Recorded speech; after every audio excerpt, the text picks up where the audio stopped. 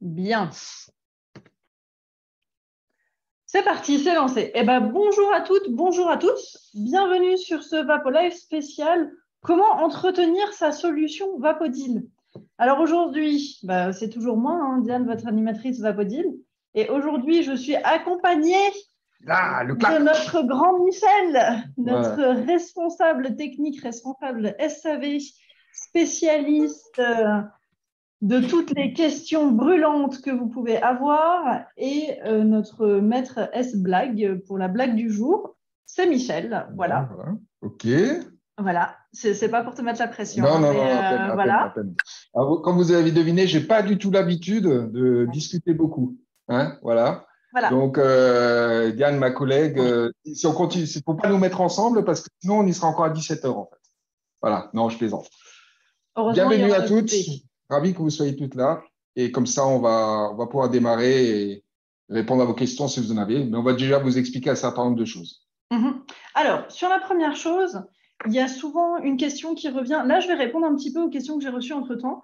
Les questions qui reviennent très souvent, c'est… Alors, la thématique, c'est entretenir son Vapodil. Oui, ça je dit avant. D'accord, pardon. J'écoute. Ah oui, mais pas moi. C'est comme d'hab, voilà.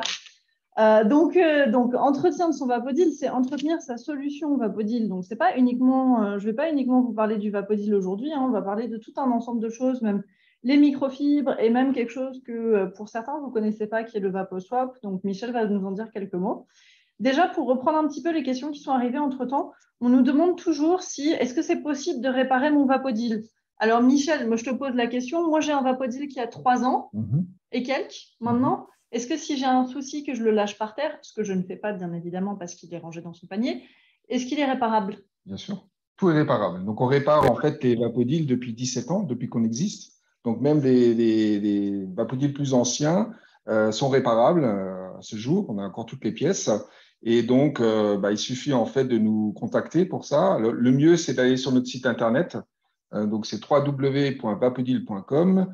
Et tout en bas à droite, vous avez une rubrique service après-vente et que vous pouvez à ce moment-là consulter et remplir. En fait, c'est un formulaire à remplir avec vos informations, vos différentes votre problématiques, et on vous répond en général on va dire dans les 2-3 heures, on vous répond, et en fonction peut-être des questions, etc. Mais c'est tout à fait faisable. Voilà, quel que soit l'âge du Vapodil, on a toujours des solutions. Donc, même un Vapodil qui a 15 ans, on est en capacité de le réparer. Voilà, on en répare encore. Et voilà, en général, il n'y a pas de souci, on arrive à tout faire. Sauf si le Vapodil est vraiment en pièces détachées, là, ça vaut parfois plus le coup. Hein. Donc, évidemment, on fait aussi la part des choses. OK, bon, ça déjà, ça c'est la première question qui revient tout le temps. Alors, Michel, qu'est-ce que je fais pour maintenir mon Vapodil longtemps en forme? Alors, il y a quelque chose qu'on peut faire déjà quotidiennement, enfin, à chaque utilisation, c'est finalement ce que moi j'appelle le rinçage ou la vidange, un peu comme votre bouilloire. Hein, chaque fois que vous chauffez de l'eau pour faire comment dire, une tisane ou autre, en général, vous mettez un peu de l'eau dedans, vous secouez et vous renversez l'eau de la veille, etc. Alors là, c'est effectivement quelque chose qui peut être intéressant à faire avec Vapodil de la même manière. Donc, je crois que Diane, tu veux nous expliquer un petit peu? Tu vas nous montrer ça? Ouais, on va mettre en évidence, comme ça, vous voyez. Et du coup, si tu peux nous montrer en direct, Michel, comment tu fais ça? Voilà. Donc, là, j'ai mon Vapodil que je sors de mon panier. Avant de démarrer, avant de faire quoi que ce soit d'autre, la première chose que je vais faire, en fait, c'est vider un petit peu. Alors, soit je rajoute de l'eau s'il n'y en a pas, soit je peux vider, alors pas forcément complètement, mais vider l'eau qu'il y a dans le réservoir. En fait, pourquoi je fais ça? Pour vérifier l'état de l'eau. Donc, quand j'ai de l'eau, en fait, dans le Vapodil, en temps normal, on est d'accord, l'eau doit être transparente. Alors que il peut arriver qu'après un certain nombre d'usages, l'eau commence à changer de couleur et commence à devenir laiteuse. Donc, c'est d'autant plus intéressant du coup de rincer pour sortir en fait tout ce qui peut être résidu, parce qu'il y a aussi des canalisations qui ne sont pas forcément propres. Donc, tout ce qui est résidu, etc. Et sortir tout ça par exemple dans votre pichet ou directement dans l'évier si vous l'avez sous la main, et reprendre l'eau fraîche. Alors, avec une petite précision, qui est justement, comme je disais tout à l'heure, la couleur de l'eau. La couleur de l'eau, pourquoi? Parce que si vous avez de l'eau qui est vraiment laiteuse, blanchâtre, etc., ça veut dire que finalement, vous avez généré du calcaire. Et si vous avez du calcaire, en fait, à ce moment-là, il vaut mieux lancer un détartrage. D'accord? Donc, si sur le moment, vous êtes sur le point d'aller nettoyer, que vous n'avez pas le temps de faire les détartrages, ce n'est pas dramatique, mais pensez à le faire une fois que vous avez fini votre travail. Voilà. Donc, peut-être l'explication sur comment faire un détartrage? On peut. On peut, On peut. Voilà. Donc, le détartrage, c'est une opération que normalement, bon, comme on est en France, il y a à peu près toutes les régions de France qui ont du calcaire. Bon, si vous avez un, comment dire, un osmoseur ou un filtre à eau d'une certaine marque, etc. Alors, moi, personnellement, je vous conseille d'éviter d'utiliser tous ces filtres. Pourquoi? Parce qu'en fait, ça change comment dire, la qualité de l'eau et notamment l'acidité de l'eau. Et quand on a des filtres, donc ça, on n'y pense pas forcément, qui justement retiennent un certain nombre de choses, l'eau devient plus acide. Et qui dit acidité dit en fait possible détérioration prématurée en fait des matériaux. Donc si déjà vous avez des problèmes par exemple avec des cafetières ou ce genre de choses, posez-vous la question. C'est déjà quelque chose. Si vous avez donc du coup en fait un osmoseur ou quelle que soit la machine qui filtre. Voilà. Donc ça, c'est déjà la première chose. Alors, si vous avez, à ce moment-là, vous n'avez pas tout ça et vous avez du calcaire dans votre vapodile, il faut faire un entretien. L'entretien, ça fait de la manière suivante. Vous prenez grosso modo 10 centilitres de vinaigre blanc que vous achetez dans n'importe quel magasin, rien de spécifique. Du vinaigre blanc, vous rajoutez 4 volumes d'eau, donc 40 centilitres en l'occurrence, ça vous fait donc un demi-litre que vous allez préparer dans votre réservoir, vous mélangez et que vous mettez du coup, alors réservoir vidé, hein, vous sortez toute l'eau qu'il y a dedans et le mélange, vous le mettez dans l'appareil. Et à ce moment-là, vous fermez votre bouchon. Normalement, comme d'habitude, vous fermez votre bouchon et quand il est fermé, vous le mettez en route, vous branchez bien sûr, vous le mettez en route et vous le laissez, une fois que la lumière orange est éteinte, laissez-le au moins 20 minutes. Donc, comme ça, en fait, ça peut agir. Vous pouvez même vous permettre un petit peu de le secouer de telle manière que le mélange se répartisse bien dans la cuve. À partir de ce moment-là, vous l'éteignez après 20 minutes ou là, à ce moment-là, soit vous attendez 1 heure ou 2 avant de l'ouvrir ou vous le laissez par exemple toute la nuit. Par contre, n'oubliez pas de vider le réservoir parce que ça continue à travailler. Hein. Si vous le laissez 1 semaine, par exemple, ce n'est pas forcément une bonne idée. Donc, une fois que vous avez fini, vous ouvrez. Si vous êtes coincé, vous connaissez le principe, si vous avez ce genre de bouchons qui sont anti-ouverture, donc tant qu'il y a de la pression, vous n'arrivez pas à l'ouvrir, vous êtes autorisé à ce moment-là à vaporiser, à sortir la pression froide. Hein. Je précise froide, c'est-à-dire que l'appareil est éteint depuis un moment. Sinon, vous ne nettoyez pas jamais avec le vinaigre et de l'eau. D'accord? Le mélange que vous avez préparé, vous ne nettoyez pas avec, c'est important. Parce que ça va détériorer en fait la tuyauterie. Donc, vous ne le faites pas. Une fois donc vous avez ouvert en fait votre vapodile, les résidus en fait, le mélange avec le calcaire, vous le versez tout simplement, par exemple dans votre évier et vous rincez 2 fois avec de l'eau claire. Tout à l'heure, comme je vous l'ai expliqué, vous soufflez un petit peu et vous ressortez en fait le mélange. Et la 3e fois, c'est reparti, vous pouvez démarrer pour travailler. Voilà. Ok, ça c'est bon. Alors ensuite, on remplit avec quoi, Michel, le vapodile? Est-ce que je peux mettre des huiles essentielles dedans? Ah bien sûr. Non, surtout pas. Il faut mettre de l'eau, il faut uniquement mettre de l'eau, pas d'huiles essentielles, pas quelconque produit détergent, liquide vaisselle ou quoi que ce soit. Vous ne faites pas ce mélange parce que forcément, ça va faire dysfonctionner l'appareil. J'ai eu un cas d'une cliente qui avait, pensant bien faire, avait mis de la cire, voilà, avait chauffé et voulait cirer le parquet. Mais évidemment, ça ne marche pas très fort et conclusion, on a été obligé de lui changer et la cuve et toute la tuyauterie. Ça lui a coûté assez cher. Donc, ce n'est vraiment pas la bonne idée. Donc, ne mettez rien d'autre que de l'eau. Pareil, eau déminéralisée, eau du robinet, etc. Encore une fois, même conseil, prenez de l'eau du robinet, c'est de l'eau qui est normée au niveau du pH, donc au niveau de l'acidité, vous êtes tranquille. De l'eau déminéralisée, parfois, elle est trop acide. Donc, je ne peux pas vous dire systématiquement oui, non, parce que ça dépend de l'eau que vous achetez, si vous achetez de l'eau déminéralisée. Mais en tout cas, de l'eau du robinet, ça ira très bien. Ok, donc je remplis qu'avec de l'eau du robinet. Et ensuite, est-ce que tu disais tout à l'heure, le bouchon, c'est un bouchon de sécurité? Oui. Tout à fait. Alors, qu'est-ce que je fais? Je pense que toutes nos auditrices et nos spectateurs ont cette forme de bouchon, parce qu'il existe d'autres versions dans les plus anciens modèles. Le modèle il y a 15 ans, le bouchon n'était pas le même. Je vais parler de ce bouchon-là particulièrement parce que c'est un bouchon en fait, qui dispose d'une sécurité à l'ouverture lorsqu'il y a de la pression. Il n'existait pas sur les anciens modèles. Donc, le but de ce bouchon, c'est d'éviter en fait, que la vapeur sorte lorsqu'il y a encore de la pression. Donc, ça veut dire quoi? Ça veut dire qu'évidemment, lorsque l'appareil va être en chauffe, mais ça, je pense que vous le savez déjà tous, l'appareil est en chauffe, le bouchon tourne dans le vide.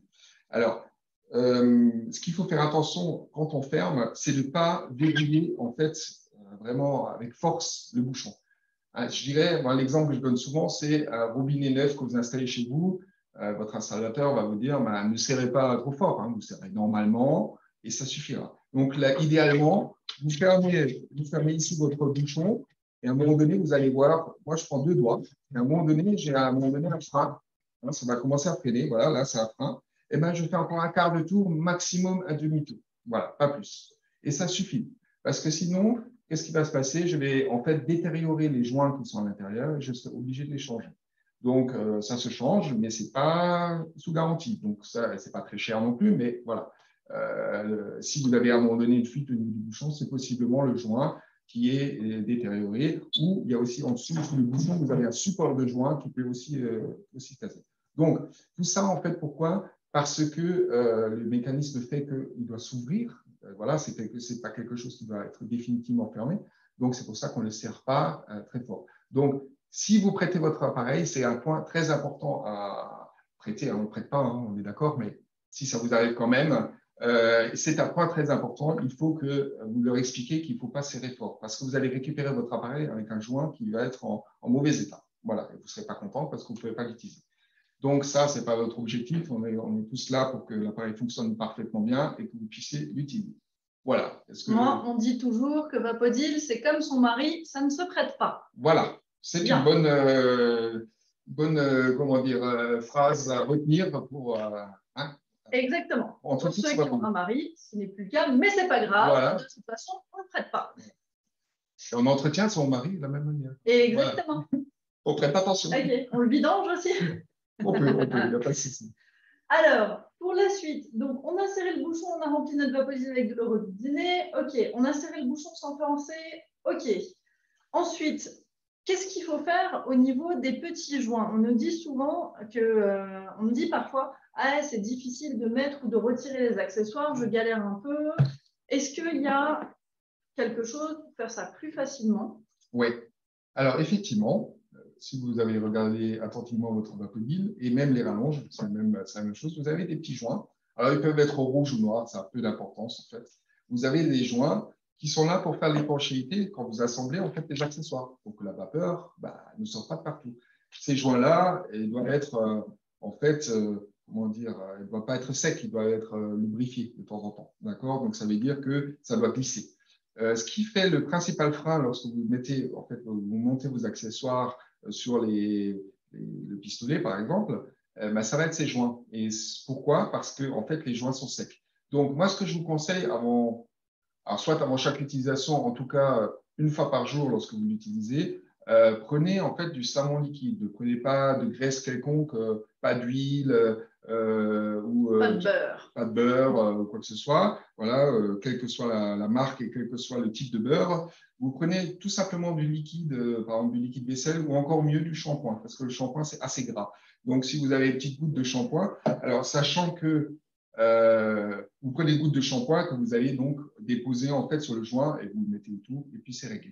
Vous pouvez faire ça sur tous les joints, mais principalement sur celui du pistolet, c'est celui que vous allez utiliser le plus. Bien sûr, si vous n'utilisez pas les rallonges, aujourd'hui, ce n'est pas la peine de le faire aujourd'hui. On est d'accord.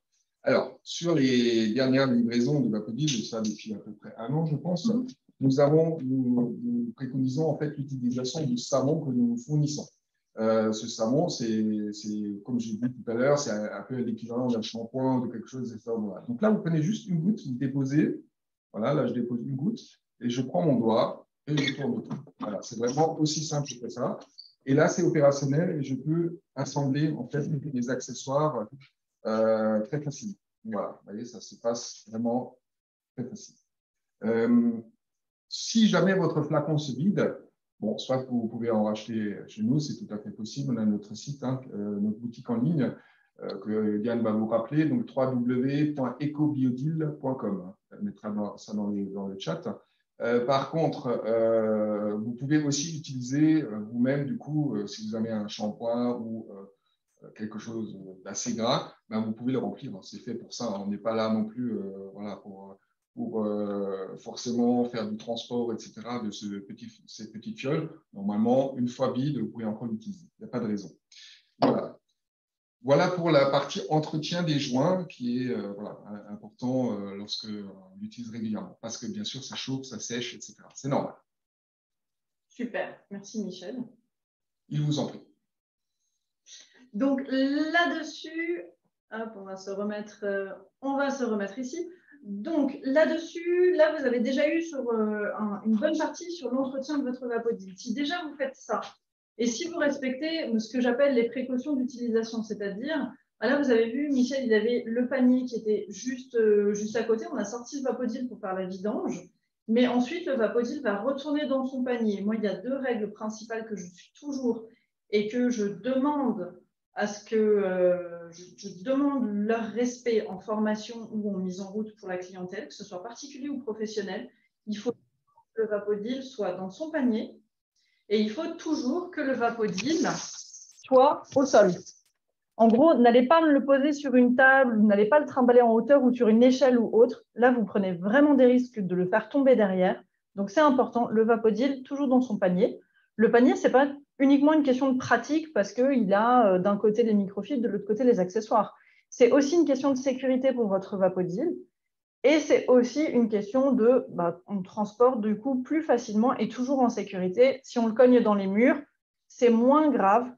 Il y a moins de dégâts derrière que si on va le cogner complètement dans les murs. En tout cas, moi, je sais que mon Vapodil, il a été sauvé comme ça quand je me suis cassé la margoulette dans les escaliers chez moi. J'ai lâché le panier il est juste tombé au sol à côté de moi. Il n'a pas dévalé les escaliers parce qu'il est resté accroché, en fait. Et ça a évité de dire « Michel, j'ai un problème avec mon Vapodil !»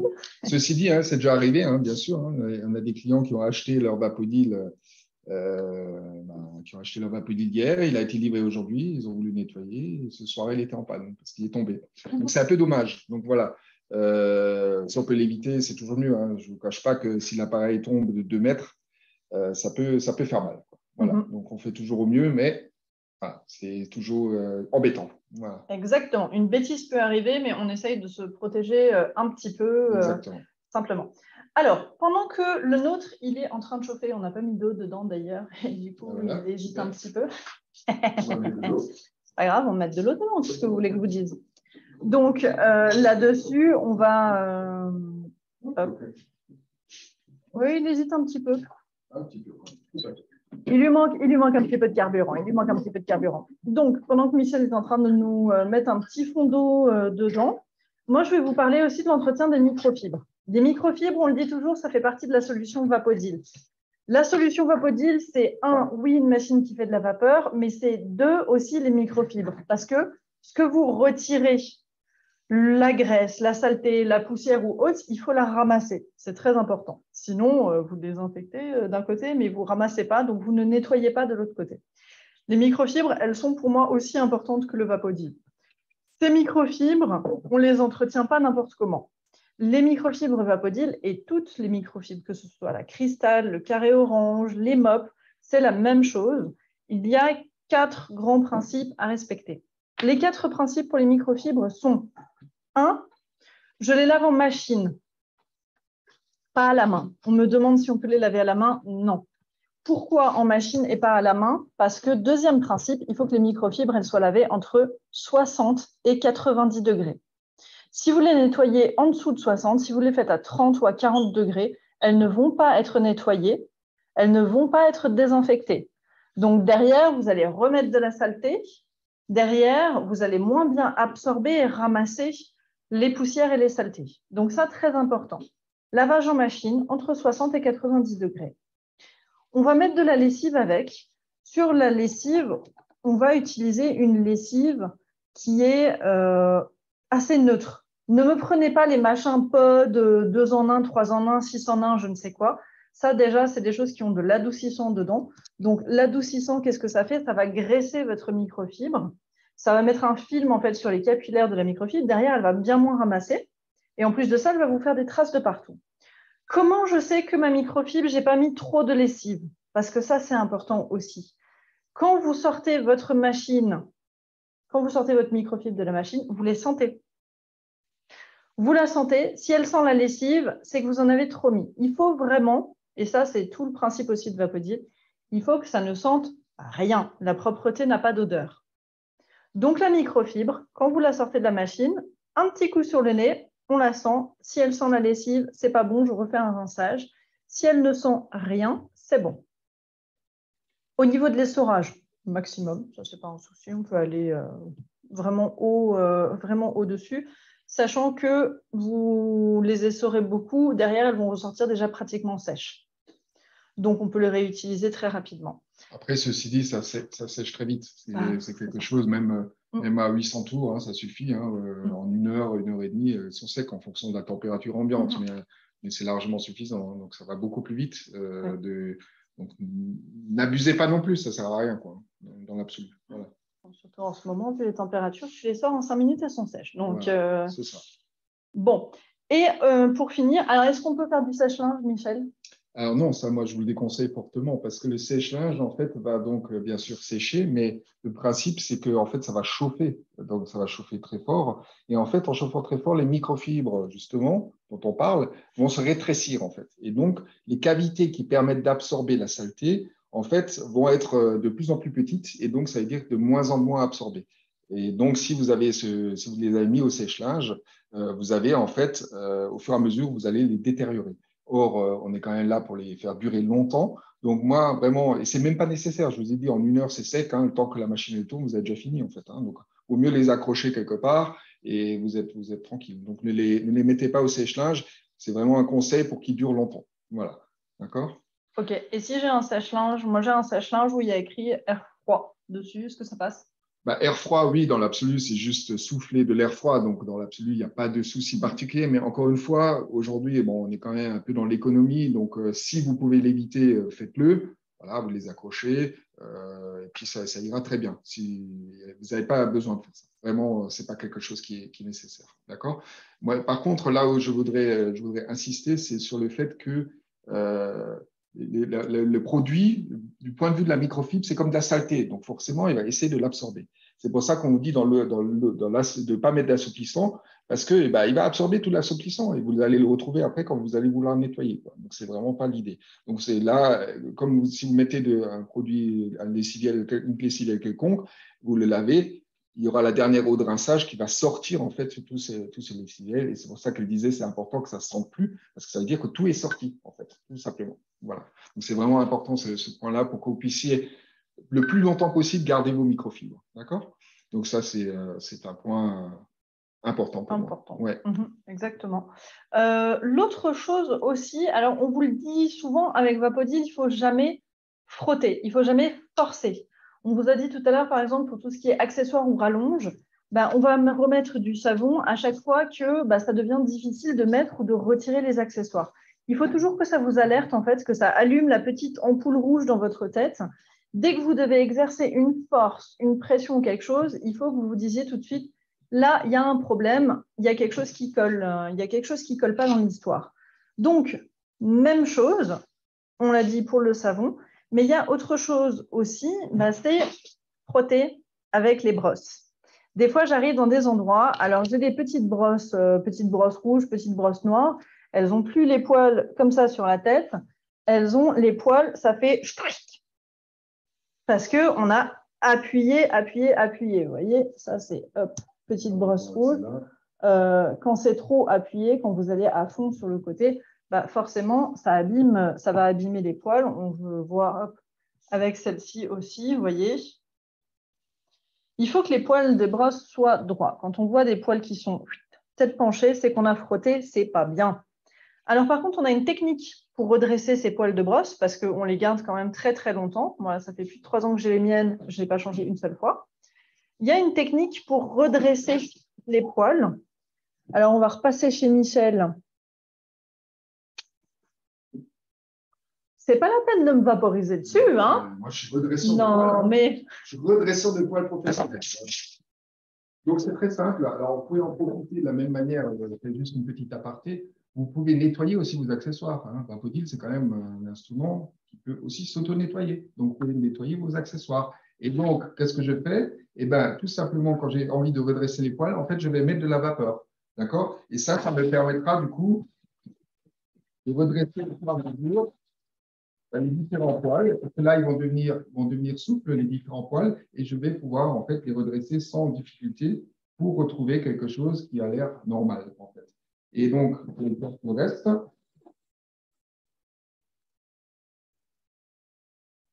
moi, je le fais à la base, en général, ce qui me permet effectivement, du coup, de retrouver la souplesse qui me permet de redresser, en fait, ces poils. Voilà, je vais quand même vous le montrer, tout à l'heure, voilà, si vous voyez bien. Donc, ça, c'est un côté qui a été fait, ça, c'est le côté qui n'a pas été fait. Je ne sais pas si ça se voit à la caméra, mais voilà. Hop, si je mets un petit peu là sur le côté, là, et… Voilà, là, on a commencé à les redresser de ce côté-là. Voilà, OK.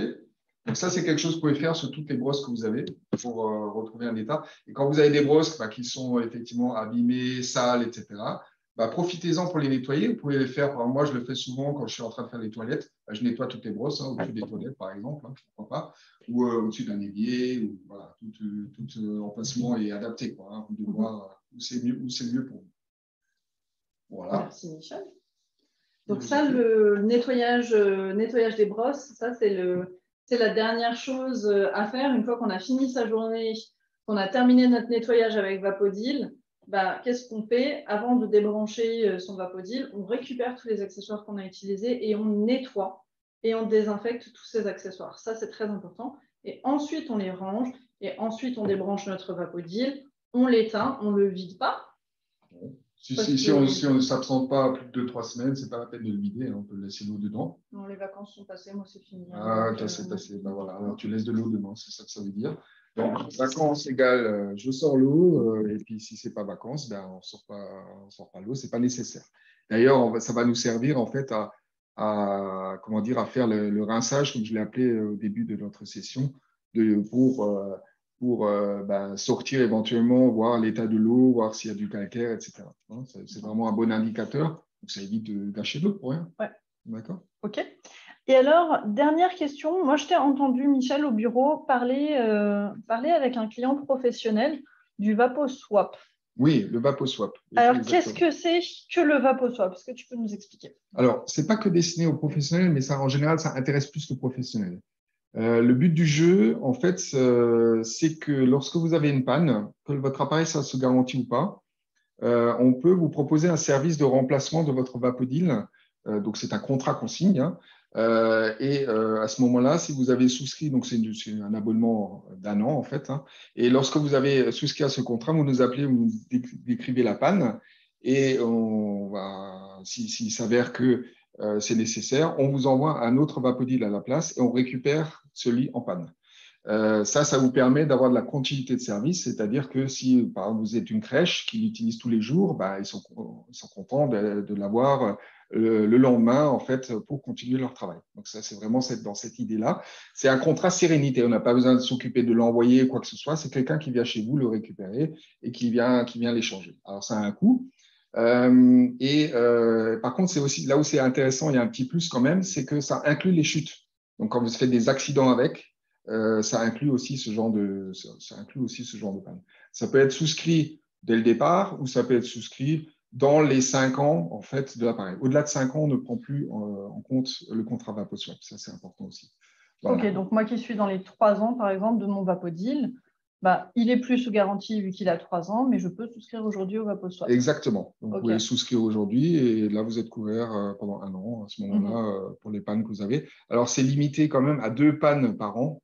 Voilà. Alors, est-ce que c'est intéressant financièrement ou pas? Je dirais que ça dépend de la panne. Si vous avez juste un interrupteur à changer, ça ne vaut peut-être pas le coup. Par contre, si c'est plus grave, ça peut valoir le coup. Par contre, ce contrat-là, ça ne se signe pas au moment où vous avez la panne, ça se signe avant. C'est pas ah, tiens, j'ai une panne, je voudrais souscrire au VapoSwap. C'est pas comme ça que ça marche. Vous décidez aujourd'hui de dire OK, je pense en avoir besoin dans mon activité professionnelle ou particulière. D'ailleurs, il y a des particuliers qui l'utilisent pour en nettoyer des gîtes ou ce genre de choses. Bon, bah, si pour eux, c'est important de pouvoir continuer à pouvoir nettoyer leur gîte, bah, à ce moment-là, c'est intéressant de le souscrire parce que ça prend du coup en compte les vapodiles. Alors, le ou les vapodiles, parce qu'il y en a qui ont plusieurs vapodiles quand c'est des professionnels. Hein, voilà. Et du coup, autre question, parce que moi, mon vapodile, c'est mon vapodile, quoi. Moi, je l'aime bien, mais du coup, si j'ai compris, ça veut dire que moi, je te donne mon vapodile et tu vas m'en donner un autre. Je ne vais pas récupérer le mien. Exactement. Donc, le principe, c'est d'être le plus rapide possible. Donc, si vous nous téléphonez, par exemple, là, on va vous préparer un nouvel appareil, normalement de la génération équivalente ou au-delà, ou peut-être même neuf. Donc, on va vous remplacer l'appareil. Alors, pas les accessoires, etc., juste l'appareil. On vous remplace l'appareil, on vous l'envoie. Et le lendemain, c'est livré le lendemain. Bon, il y a des petites régions, c'est parfois 2 jours, mais normalement, c'est le lendemain.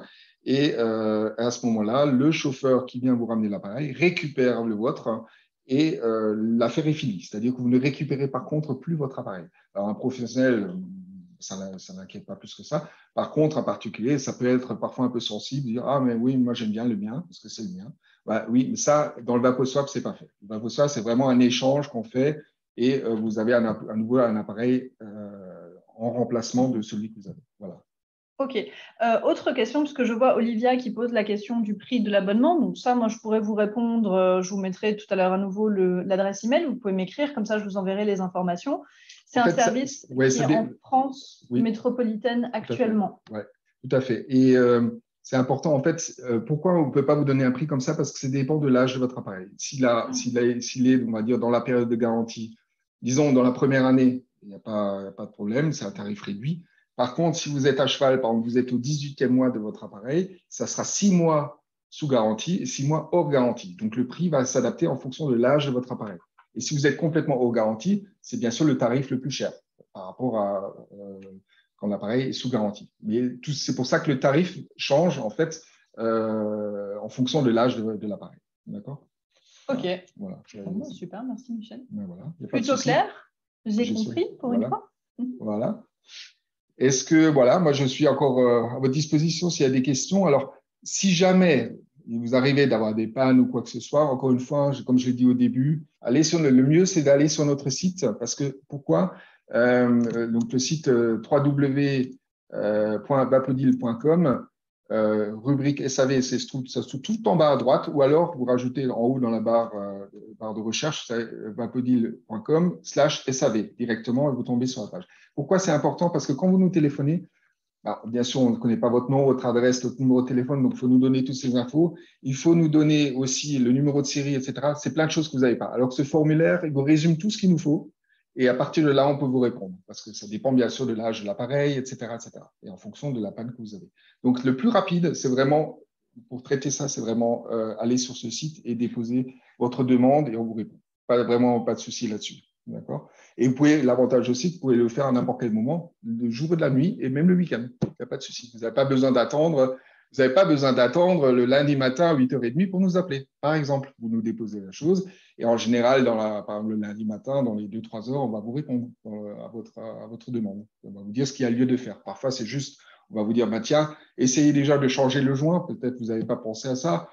Parfois, c'est des petites choses. Vous n'avez même pas besoin de plus paniquer que ça. Il n'y a pas de raison. De toute façon, les SAV, ça se passe toujours bien. Nous avons des collaborateurs qui sont petits oignons, enfin moi je trouve, quoi. Et donc, voilà, on essaie de vous faire ça au mieux et au plus justement possible. Voilà. Et rapidement. Parce que ça, c'est ce qu'on nous dit souvent. On a quand même bon nombre de commentaires qui nous disent… un mois et demi, quoi. C'est assez rapide. Non, en général… En été, c'est 6. Une fois que nous, on reçoit l'appareil, il est traité dans la journée, voire dans on va dire 48 heures maximum. Et donc, ça veut dire que si vous l'envoyez le lundi, on le reçoit par exemple le mardi, le mercredi, il repart et vous l'avez le jeudi. Donc, on ne peut vraiment pas faire plus vite. Il y a même des clients, alors je vais raconter cette petite anecdote pour la petite histoire. Une cliente qui nous téléphone le mardi après-midi et à Vapodil sous garantie, on lui explique la situation et je dis, bon, OK, on va vous prendre en charge le transport, donc vous n'avez pas besoin de payer. Et donc, on lui envoie une étiquette par mail qu'elle imprime, qu'elle donne à sa poste. Et donc ça, c'était le mardi soir. Et le jeudi matin, elle nous téléphone toute paniquée à 8h30. Elle dit, écoutez, j'ai Chronopost qui est passé à 8h. Il m'a déposé un colis. Je crois que le colis n'est jamais arrivé chez vous.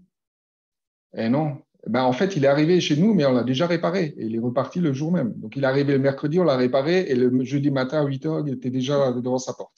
Bon, voilà, ça c'est exceptionnel en termes de rapidité. Oui, c'est vraiment, voilà, c'est possible. C'est ça que je veux dire. Maintenant, bien sûr, ça dépend si tout à coup, il y a plein de gens qui nous contactent pour ça, on ne pourra pas faire ça aussi rapidement. Mais on fait vraiment au mieux par rapport à tout ça. Et voilà, on a des petites anecdotes qui sont rigolotes comme ça à raconter. Voilà. Bien. Eh ben, merci beaucoup, Michel, pour toutes ces précisions. Si vous avez des questions, c'est le moment de rouvrir les micros. Vous avez la possibilité de le faire et de nous poser vos questions en direct. C'est le moment de passer Michel sur le grill. Allez-y, faites-vous plaisir. Vraiment, je vais vous laisser, les amis. Bon. Bien. Merci, Michel. J'étais contente de mettre un visage sur ton nom. Voilà. Parce que j'ai eu un mail, Michel Vapodil, c'est qui? J'ai parlé à Annie. Ah oui, Michel, tu connais un certain Michel? Oui. Et puis, il y a une chose que je voulais dire encore, c'est que Annie est venue l'autre fois, j'étais en train de faire Vapodil, et puis on a fini. Moi, je voulais le vider, hein. Mais elle me dit, mais il ne faut pas le vider, mais non.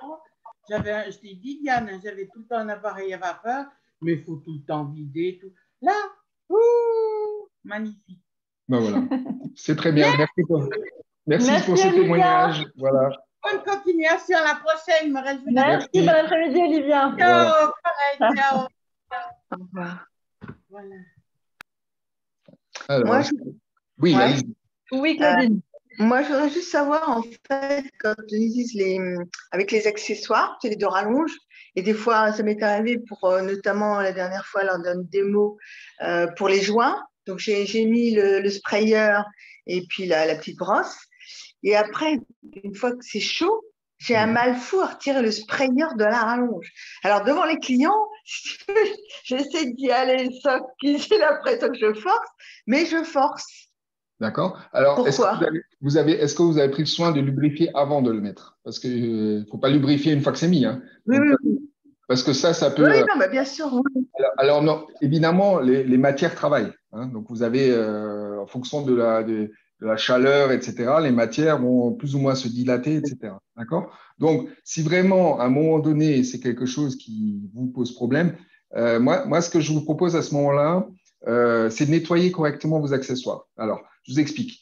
À force de mettre, par exemple, mettre du savon, le savon va s'incruster, par exemple, au niveau des joints et peut donner des petits grumeaux. D'accord? Donc, moi, ce que je peux donner comme conseil à ce moment-là, c'est de bien nettoyer. Donc, idéalement, vous prenez microfibre, vous mettez par exemple sous l'eau chaude, ou vous prenez même le Vapodil, vous nettoyez, en fait, vous nettoyez les parties qui s'emboîtent, en fait. D'accord? Donc, vous passez la vapeur, vous nettoyez bien les parties qui s'emboîtent et vous prenez une microfibre pour bien enlever. Parce qu'un grain de sable, et c'est vraiment le cas, un grain de sable peut bloquer le système. Donc, vérifiez ça, bien nettoyer, en fait, les différents accessoires. Alors, à l'extérieur de la rallonge, mais aussi à l'intérieur de recevoir. Donc, c'est important, par exemple, si vous avez une brosse, de nettoyer l'intérieur du coude, d'aller jusqu'au bout de ça, si jamais, effectivement, vous ressentez ce genre de phénomène. D'accord? Parce que ça, c'est, comment dire, quand, à un moment donné, souvent, il y a des clients qui laissent, en fait, la grande brosse et les deux rallonges enfilées l'un dans l'autre. Donc, là aussi, c'est pareil, il y a des joints. Et si vous laissez ça ad vitam aeternam, c'est-à-dire pendant toute l'année, jamais vous le démontez, vous aurez du mal à l'enlever. Ça, c'est normal parce que les joints vont sécher entre-temps. Et peut-être ça commencera même à coller parce que en fonction du produit que vous avez utilisé pour lubrifier les joints, ça peut être à un moment donné difficile. Donc, si jamais vous le faites effectivement de cette manière-là, vous comprenez bien que ça va rester debout le long d'un mur, par exemple, et que, par exemple, il y a de la saleté qui peut rentrer par le dessus. Donc, ça m'est arrivé, c'est pour ça que je vous en parle. Il y a une cliente qui avait ce problème-là. Et en fait, elle a des saletés, des mouches, en fait, pour vous dire plus exactement, une mouche qui s'est coincée, en fait, dans le système. Donc, elle ne l'a pas vu. Et en enfilant, en fait, par exemple, le pistolet, elle avait du mal à le faire. Et en fait, la réalité, c'est qu'elle avait de la saleté dedans. C'est pour ça que surtout quand vous le laissez longtemps, etc., de temps en temps, faites aussi peut-être cette petite entretien de nettoyer l'intérieur et l'extérieur des parties qui s'emboîtent. Ça peut vraiment aider à ce niveau-là. D'accord? D'accord. Parce que ça ne le fait pas quand c'est à froid. D'accord. Ben, ce que je vous expliquais, ça se dilate, mais en fonction des, je dirais, en imaginant qu'il y a une saleté, quelque chose qui coince, à un moment donné, forcément, ça va coincer quand c'est chaud. Vous voyez? Maintenant, si vraiment c'est neuf et que vous avez un problème avec, bon, contactez, pareil, utilisez le formulaire, contactez-nous, on regarde ce qu'on fait en fonction de chaque cas de figure et ce qu'on peut vous demander de faire. Et si nécessaire, ben, si c'est un achat récent, on va vous changer ce qu'il faut changer. Oui. D'accord. Bon. Voilà. Après, il y a aussi une question de posture. Moi, ce que je vois souvent, je vais vous le montrer en direct. On va prendre. Oui. Vas-y. Ce que je vois, ça va entendre ça. Oui, bah, c'est très bien, c'est un peu dur, comme ça je peux vous montrer. Hop, je vais baisser. Ce que je vois aussi souvent en démonstration ou en formation, c'est des gens qui essayent de me retirer ça comme ça. Vous voyez, au niveau posture, je suis en train de tirer mon bras vers le haut. Quoi, ma force vers là, j'ai aucune force, j'ai rien du tout. En plus, je suis en train de me faire mal au bras, je suis en train de me faire mal au dos parce que de ce côté-ci, bah, je suis en train de comprimer mon dos et au niveau, bah, là, vous voyez, je suis et tout ça, ça fait mal. Voilà. Les techniques toujours pour mettre et retirer ces accessoires, c'est de le faire debout. C'est toujours à hauteur de poitrine ou un peu plus bas, ça fonctionne aussi. Mais à hauteur de poitrine, c'est bien parce qu'on va pouvoir activer justement les muscles qui sont ici. Et on va le mettre, hop, j'appuie, je vais faire coulisser un petit peu et ensuite je tire. Et là, vous voyez que là, j'ai une bonne force, en fait. Parce que là, je vais faire travailler, en fait, bah, déjà, la chaîne dorsale et aussi tous les muscles profonds qui sont à l'intérieur, tout ce qui est abdos profonds, etc. Donc, je ne vais pas forcer ni sur mon dos, mes épaules, mes bras, mes cervicales ou n'importe quoi. Oui, c'est du sport, papa. Oui, j'allais dire, tu fais ça 50 fois par jour, hein, c'était du sport. Hein, voilà. Bah, je fais mes pecs. Hein. Vous croyez que ça tient comment, tout ça? C'est voilà. Du sport, hein, messieurs, dames. Donc, toujours comme ça devant vous. Et là, à ce moment-là, vous activez bien la force de vos bras et vous n'activez pas votre dos que vous ne faites pas mal. Et du coup, c'est plus facile à retirer parce que quand vous êtes en train de me faire le truc aussi, là, comme ça, avec vos petites mimines et vous êtes en train de forcer, vous faites mal aux mains. Ouais, si. Et les mains, on sait très bien que des fois, on peut avoir des mains. Moi, je sais que ma maman, par exemple, elle a de l'arthrose au niveau des mains. Si elle s'amuse à faire comme ça, elle n'y arrive pas, en fait. Elle n'y arrive plus et elle se fait mal. Donc, très important. Ou moi, même chose. Hein, vous voyez, j'ai eu un accident de la route, donc je n'ai pas énormément de force dans la main gauche. Si je fais cette manière vers le haut, quoi, je n'y arrive pas très, très bien, en fait. Donc, c'est important. N'oubliez pas d'appuyer sur le bouton. Hein. Ça aussi, ça peut aider. Hein. N'appuie pas sur le bouton. Non, mais on rigole, mais il y en a qui ne le font pas ou pas suffisamment. Donc, ils n'appuient pas sur le bouton et on a du mal à les retirer. Quoi. Hein. Donc, ça aussi. Quoi. Donc, voilà, c'est un petit détail. Ça va, c'est pas la peine de me griller comme ça devant tout le monde. Ah hein. non. Ah. Écoute, hein, il faut que tu essayes tous les cas de figure. Hein, pour essayer, voilà, pour en parler. Exactement. Est-ce qu'on a d'autres questions ou des remarques? Moi, je voulais revenir sur les microfibres. Oui, Claudine. Juste, en fait, on n'a pas parlé, quand on les lave, de les mettre dans un filet. Oui, on peut. Pour en fait, qu'elles ne soient pas en contact avec d'autres linges.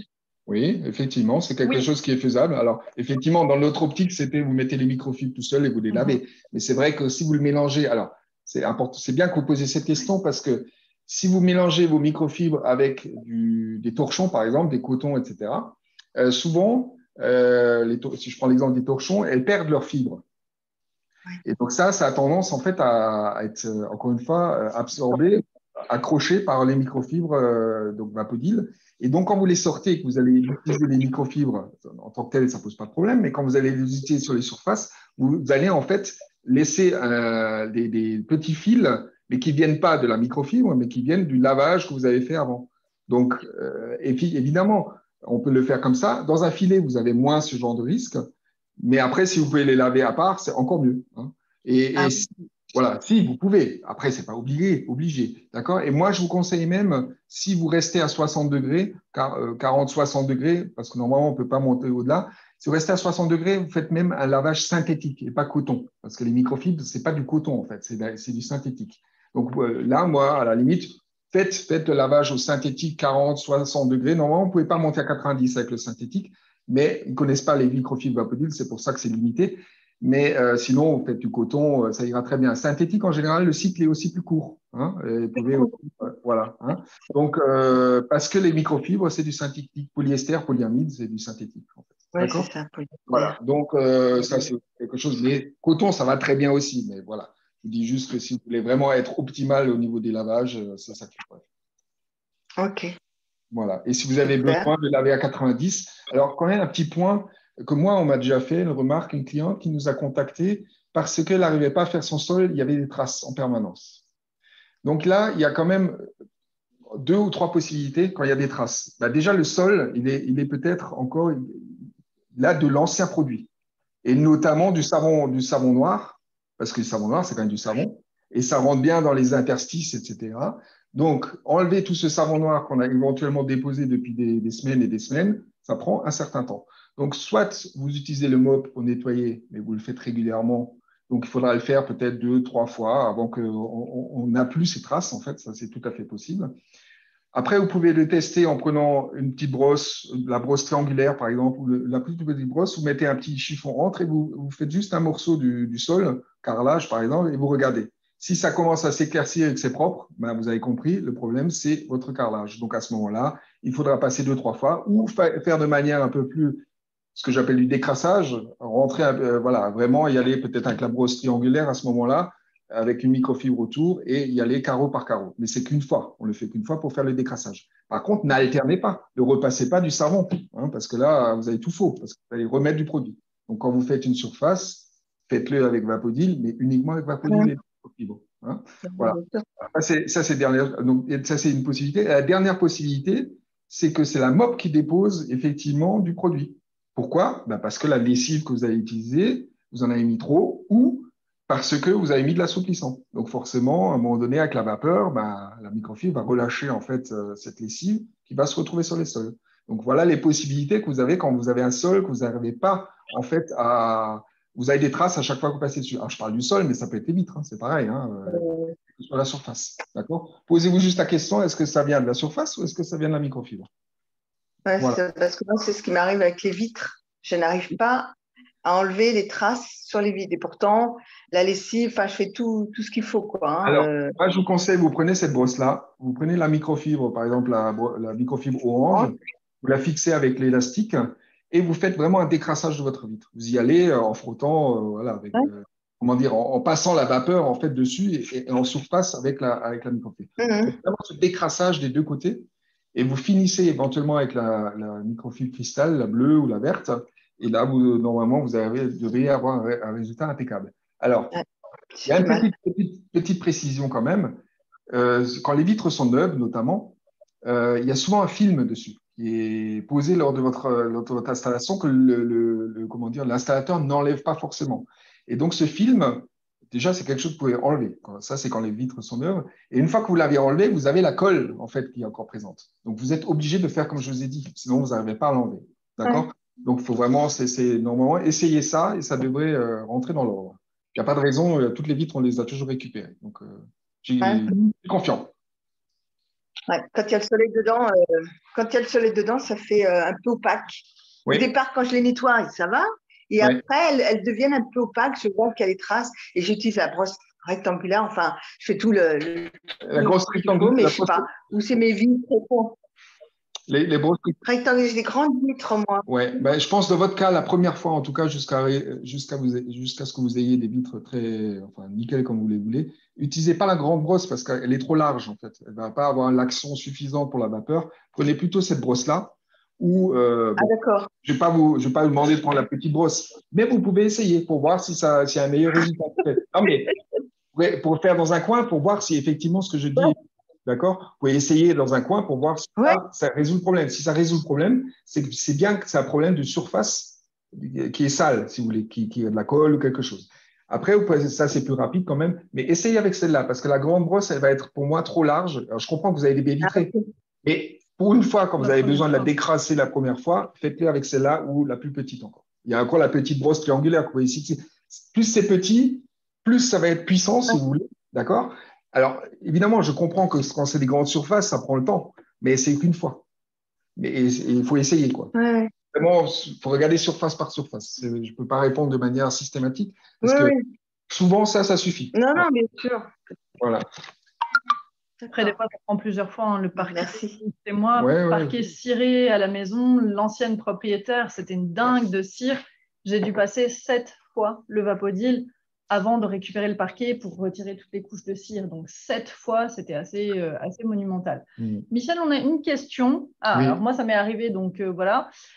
Karine nous dit, je lave mes microfibres dans un filet, la saleté reste enfermée dans le filet et donc sur les microfibres. Donc, propreté contestable, non. Non. En fait, moi, ce qui m'est arrivé, en fait, c'est que j'avais un filet qui était... donc, ça m'est déjà arrivé. Filet trop petit, 2 choses. Filet trop petit et un filet aussi avec des tout petits trous, en fait. Et du coup, ça pouvait pas libérer la saleté.